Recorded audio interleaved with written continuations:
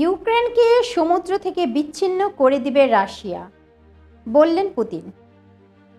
রুশ পতাকাবাহী ট্যাঙ্কারে হামলার প্রক্রিয়ায় রাশিয়ার প্রেসিডেন্ট ভ্লাদিমির পুতিন ইউক্রেনের বন্দর ও জাহাজে পাল্টা হামলা চালানোর হুমকি দিয়েছেন। একই সঙ্গে তিনি দেশটিকে সমুদ্র থেকে বিচ্ছিন্ন করে দেওয়ার হুঁশিয়ারিও দিয়েছেন। মঙ্গলবার সাংবাদিকদের সঙ্গে আলাপকালে ৭৩ বছর বয়সী পুতিন এসব কথা বলেন। রুশ জাহাজে হামলাকে ইউক্রেনীয় সশস্ত্র বাহিনীর দস্যুতা হিসেবে উল্লেখ করে পুতিন বলেন, ইউক্রেনের সশস্ত্র বাহিনী এখন যা করছে সেগুলো দস্যুতা।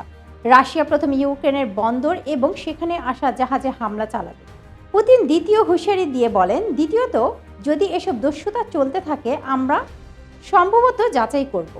আমরা বলছি না আমরা করব, কিন্তু আমরা সম্ভবত যাচাই করব যেসব দেশ ইউক্রেনকে সহায়তা করছে তাদের জাহাজের উপর হামলার চালানোর কথা। যদি এগুলো না করা হয় তাহলে সবচেয়ে বড় বিকল্প হলো ইউক্রেনকে সমুদ্র থেকে বিচ্ছিন্ন করে ফেলা।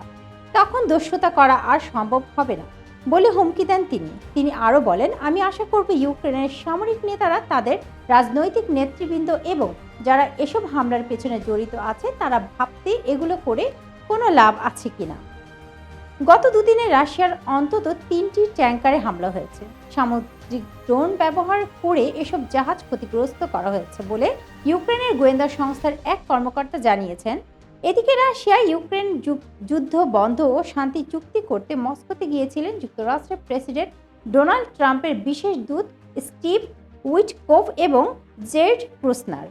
গতকাল মধ্যরাত পর্যন্ত ৫ ঘণ্টা ব্যাপী তারা আলোচনা করেন। তবে এই আলোচনা ফলপ্রসূ হয়নি বলে জানিয়েছেন ইউরি উসাকোভ।